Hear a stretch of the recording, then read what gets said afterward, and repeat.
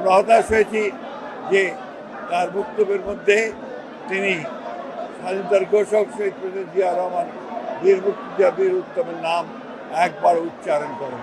গতকাল প্রধান উপদেষ্টা ডক্টর মোহাম্মদ ইউনূসের বক্তব্যে স্বাধীনতার ঘোষক শহীদ প্রেসিডেন্ট জিয়াউর রহমানের নাম একবারও উচ্চারণ না করায় হতাশ হয়েছেন বিএনপি মহাসচিব মির্জা ফখরুল ইসলাম আলমগীর। তিনি বলেন, এটাই ছিল ইতিহাস।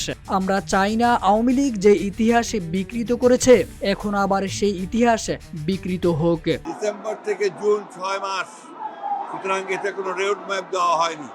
ডিসেম্বর থেকে জুন 6 মাস প্রধান উপদেষ্টা যে বক্তব্য রেখেছেন সেই বক্তব্যে তিনি নির্বাচনের রোডম্যাপের কথা বলেননি। জানিয়ে মির্জা ফখরুল বলেছেন, জাতীয় নির্বাচনের সম্ভাব্য সময়সূচি নিয়ে প্রধান উপদেষ্টার বক্তব্য অত্যন্ত অস্পষ্ট।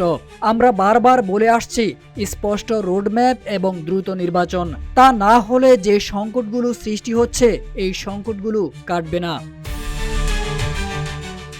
আগের দিন সন্ধ্যায় জাতির উদ্দেশ্যে দেওয়া ভাষণে ডক্টর মোহাম্মদ ইউনূস বলেছেন, নির্বাচনের ব্যাপারে আমি আগেও বলেছি, আবারও বলছি, এবছর ডিসেম্বর থেকে আগামী বছরের জুনের মধ্যে নির্বাচন হবে। এবছর ডিসেম্বর থেকে আগামী বছরের জুনের মধ্যে নির্বাচন হবে। আমরা চাই আগামী নির্বাচনটি বাংলাদেশের ইতিহাসে সবচেয়ে অবাধ, সুষ্ঠু ও গ্রহণযোগ্য নির্বাচন হবে। বিএনপি ক্ষমতায় যাওয়ার জন্য নির্বাচনের কথা বলছে না, এমন মন্তব্য করে মির্জা ফখরুল বলেন, বিএনপি জাতির স্বার্থে, জাতিকে রক্ষা করার স্বার্থে, স্বাধীনতা ও সার্বভৌমত্বকে রক্ষা করার স্বার্থেই নির্বাচনের কথা বলছে এবং নির্বাচিত পার্লামেন্ট ও সরকারের কথা বলছে। জনগণের আকাঙ্ক্ষা একটি গণতান্ত্রিক সরকার। সেই গণতান্ত্রিক সরকার যত দ্রুত ফিরে আসবে আমাদের সমস্যাগুলো ততই সমাধান হবে।